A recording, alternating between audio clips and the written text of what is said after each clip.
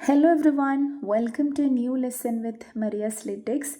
Today we are going to discuss Emily Dickinson's poem titled I Measure Every Grief I Meet, and this is numbered as 561, and this is part of the paper called Women's Writing, that is BEGC 111, and this comes under the BA English course in IGNOU. So let's go to a discussion about this famous poet. Emily Dickinson was born in the year 1830 in the place Amherst, which is in America's Massachusetts, and she's a very famous American writer. And she had her schooling in Amherst Academy. Earlier, during her lifetime, it was banned for women were not attending schools. Girls were not allowed to go to school. But later on, Amherst Academy started taking girl children, so she got admission over there, and later on she studied in Mount Holyoke Female Seminary.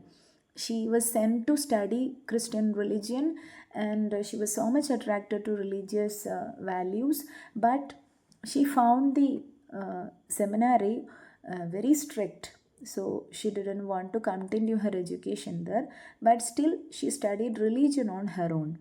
And we can find her as a lonely person. She became reclusive. Reclusive means a person who likes to sit alone, and in her adult years she totally abandoned her social life. She started to live on inside her own family and never invited visitors to her family, and because of this tendency the people in her place considered her to be eccentric or mentally loose.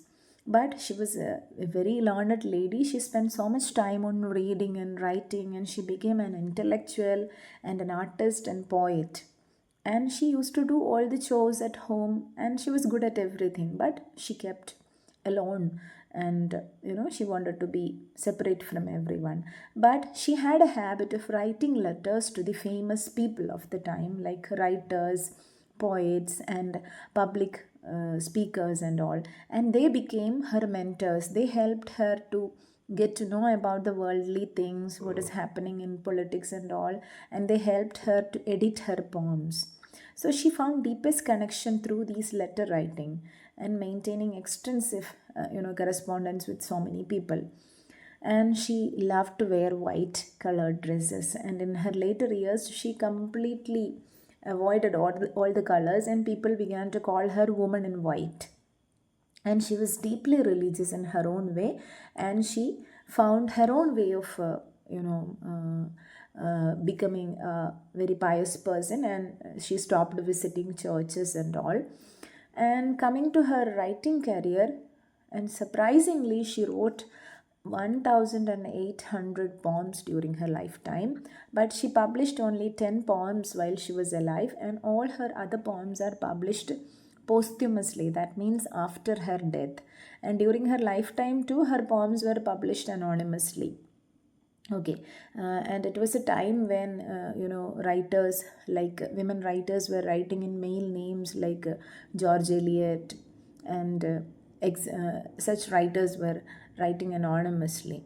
And she had a very distinctive writing style, a very special writing style. She uses capitalization in an unconventional way, in an unusual way. She uses capitals in her poems. She uses dashes, slant rhyme, and her language is abundant complex metaphors are there.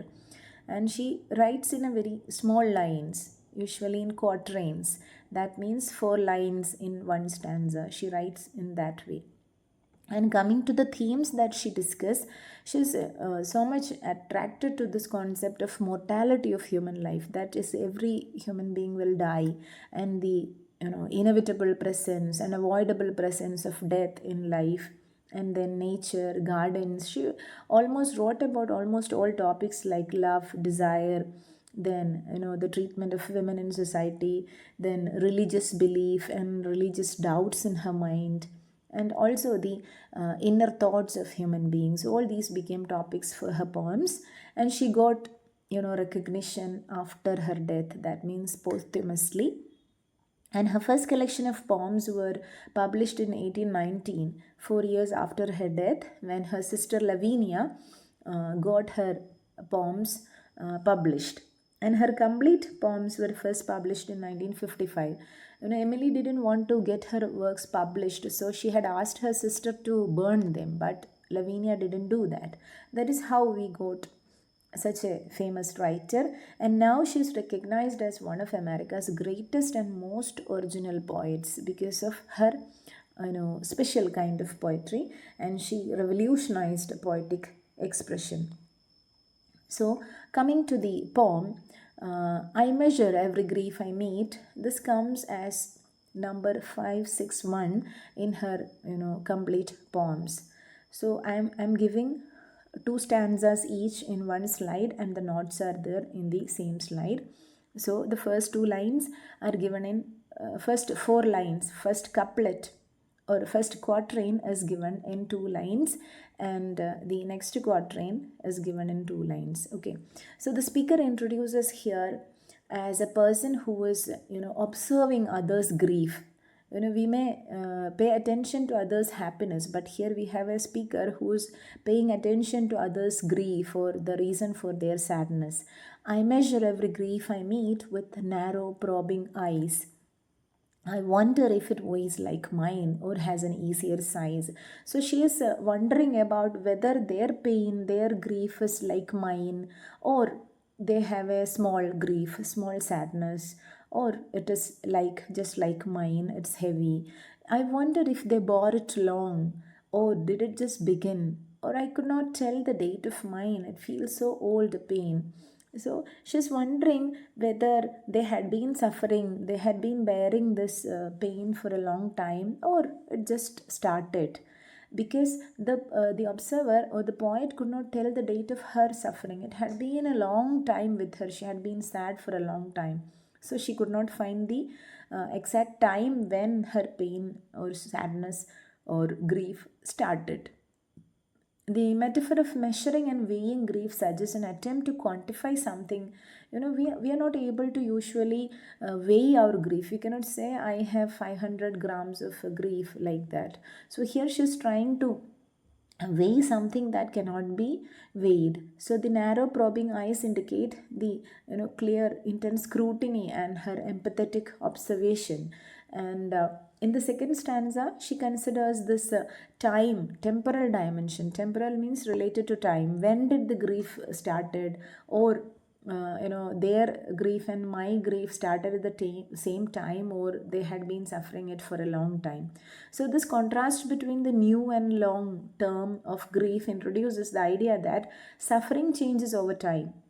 Grief also changes over time and becoming so familiar that its origin becomes impossible to trace, and people are not able to find out when did this sadness started. So the second stanza was that. Now third stanza and fourth stanza. I wonder if it hurts to live, and if they have to try, and whether could they choose between, it would not be to die. So there are a lot of dashes and pauses in between. So this powerful stanza explores the relationship between grief and will to live. Sometimes even though it hurts, it is very sad to live on, because there are so many reasons to be sad. Still they try to live on, they try to stick on to life, and they do not desire to die. So there is this dream or intention to die when one is so sad. So here the speaker is wondering if others must consciously choose to continue living with their pain. So, this contemplation of death as an alternative reveals the devastating depth of grief being discussed. So, grief is so deep, and people may think about death, but they are not doing this. So, the repeated use of dashes creates the hesitation, and that mirrors the difficulty of confronting such thoughts. So the speaker herself is finding it difficult to think about these things. So that hesitance is shown in those hyphens. Next lines. I note that some gone patient long at length renew their smile, an imitation of a light that has so little oil. This is a beautiful stanza. some people, when they cope up with this long term grief, when they are suffering on with this long term grief, they becomes really patient. And after some time, even after they have got so much things to be sad, they start to renew their smiling. But that smile may not be a real smile, it's just an imitation of a light. So light is the real smile and happiness in people's mind. But even though sad people, when they try to smile, it may not have that much light. That, it is like a light or lamp that has so little oil. So here oil indicates the happiness that is there inside people's mind. So because this person have very has very little reason to be happy, the smile is not that bright. So the phrase gone patient long suggests kind of resigned endurance, the suffering. And the smile that eventually show is described as the imitation of a light, and it creates a powerful metaphor for forced cheerfulness that barely masks deeper pain. So the deeper pain is reflected through the smile. Now, the fifth and sixth stanzas.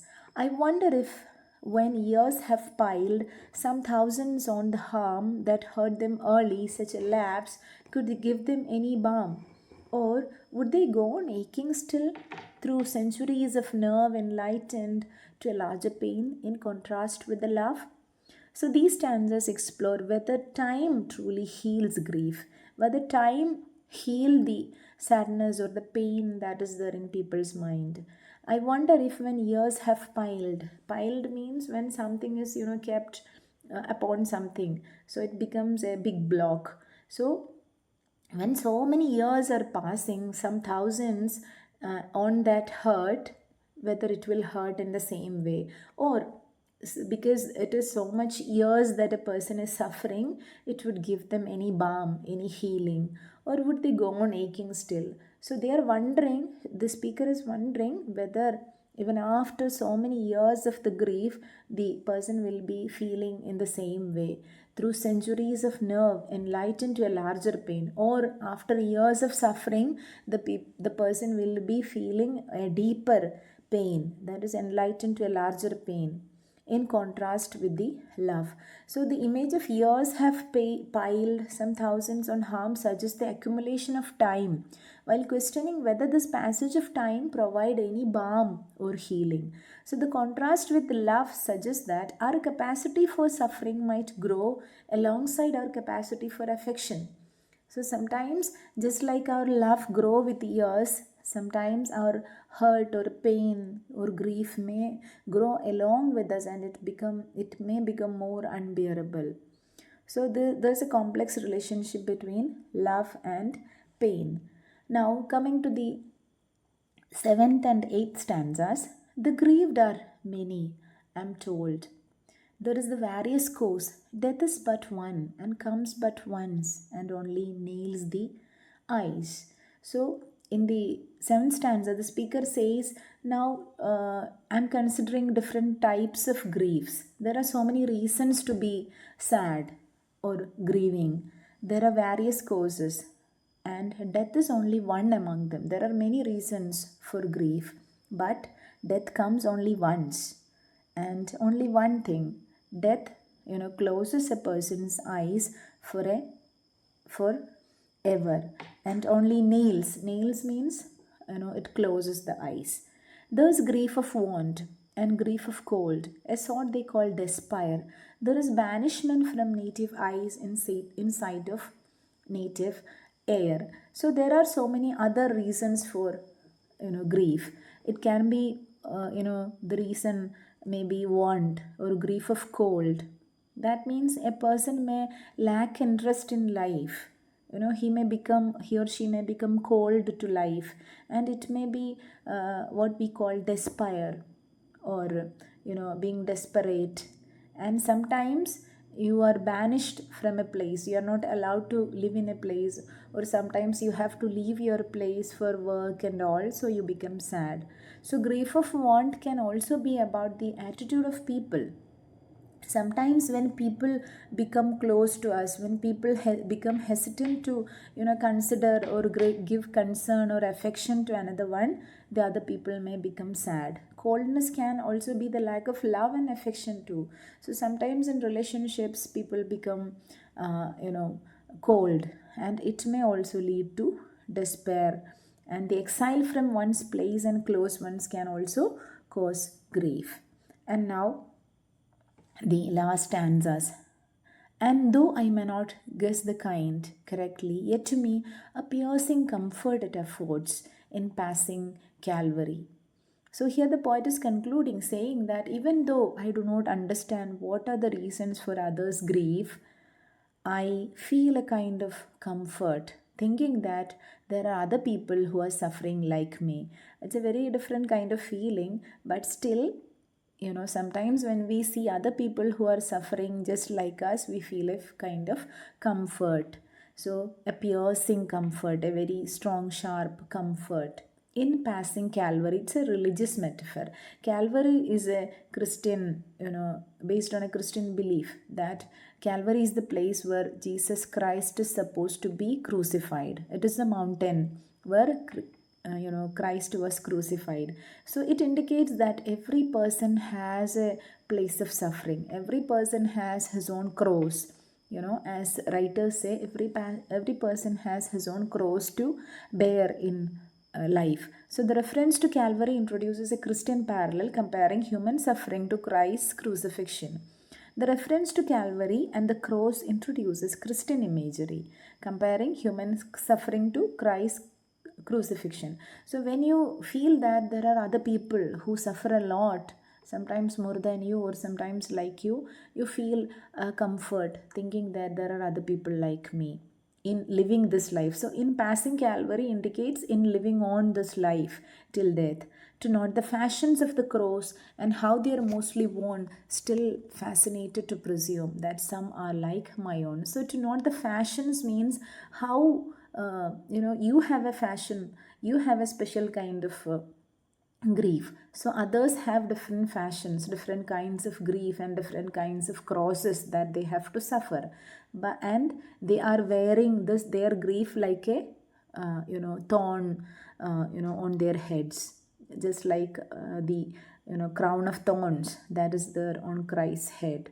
So they are mostly worn and still fascinated to presume. So just like the cross that Christ is bearing on his back, there are so many crosses for other people, and it is still fascinating to think about other people's crosses just like my own. But still it is happiness or comfort thinking that there are other people who have similar kind of grief and pain. So grief is part of universal human experience. That is the message. And the phrase fashions of cross suggests that different styles or types of suffering, while the final lines indicate that finding similarities between one's own grief and others provide some solace or comfort. Now, we are going to an analysis of the context and the overall theme. So here the poem demonstrates Dickinson's characteristic preoccupation or consideration with pain, suffering, and human emotional experience. And this poem examines grief not just as a personal experience. Grief is universal. Everybody has their own grief. So universal human condition.